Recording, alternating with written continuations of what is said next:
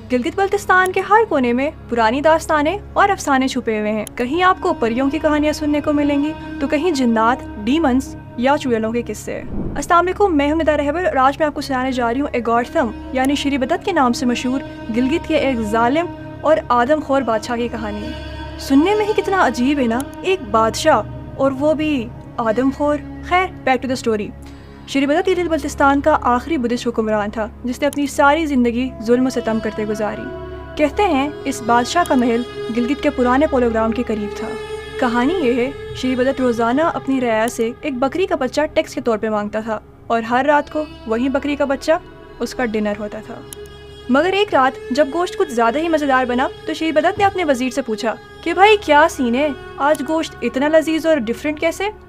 पूछने पर पता चला कि जिस औरत ने बकरी का बच्चा पेश किया था वो इसे अपना ही दूध पिलाया करती थी।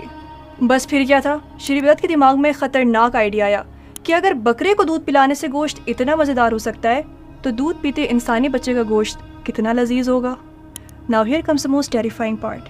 श्री बदत ने फ़ौरन हुक्म दिया कि रोज़ाना उसे एक इंसानी बच्चा खाने में पेश किया जाए। ये फरमान सुनते ही लोगों में एक अजीब सा डर और खौफ पैदा हो गया। भाई होना ही था, कौन अपना ही बच्चा डिनर में पेश करना चाहेगा? लेकिन बादशाह था तो मजबूरन लोगों को ये हुक्म मानना पड़ा और श्री बदत रोज़ाना एक इंसानी बच्चा खाने लगा। हर कोई चाहता था कि श्री बदत से छुटकारा मिल जाए, लेकिन ये आसान नहीं था क्योंकि Shri Badat had some supernatural powers. उसको मारना आसान नहीं था और लोग नहीं जानते थे कि उसको कैसे मारा जाए। ये सिलसिला चल ही रहा था कि कहानी में एंट्री होती है अजरू जमशेद की, जो अपने दो भाइयों खसरो और शमशेर के साथ हुंजा और नगर फतह करके गिलगित के करीब दनियोर पहुंचा। उसका मकसद तो गिलगित पर कब्जा करना था, पर हर कहानी में एक लव एंगल तो होता ही है ना। तो जब अजरू जमशेद नूर बख्त यानी कि श्री बदत की बेटी से मिला, दे फेल इन लव। मोहब्बत हो गई यार। अब नूर बख्त अपने अब्बा से तो बहुत प्यार करती थी लेकिन उनके फैसले के खिलाफ थी। तो अजरू और नूर बख्त ने मिलकर प्लान बनाया कि श्री बदत को मार कर लोगों को इस जुल्म से निजात दिलाया जाए।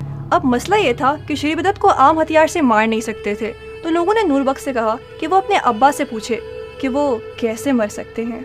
नूर बख्त के बहुत पूछने पर श्री बदत ने बताया कि उससे सिर्फ आग ही मार सकती है क्योंकि उसकी जान मक्खन की बनी हुई है जो कि आग के पास जाने से पिघल सकती है। अब जब मारने का तरीका पता चला तो एक प्लान बनाया गया।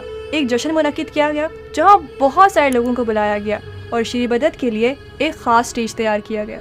पर कहानी में एक ट्विस्ट है। ये जो स्टेज बनाया गया था इसके नीचे एक बहुत बड़ा खड्डा खोदा गया और स्टेज कुछ इस तरह से बनाया था कि जैसे ही श्री बदत स्टेज पे जाएगा वो नीचे बनाए खड्डे में गिर जाएगा। जश्न की रात को गिलगित के हर घर से लोग जल्दी लकड़ियाँ लेकर श्री बदत के किले की तरफ चल दिए। प्लान के अकॉर्डिंग जैसे ही श्री बदत स्टेज पे गया वो नीचे बनाए खड्डे में गिर गया और लोगों ने फौरन से आग लगा दी और श्री बदत को जिंदा जला दिया गया। Well, there are different versions of this story. कुछ लोगों के अकॉर्डिंग श्री बदत को शमशेर यानी कि अजरू के भाई ने आग से लिपटे तीर से मारा और कुछ के अकॉर्डिंग श्री बदत उड़कर इश्कोमन वैली में एक ग्लेशियर के नीचे छुप गया।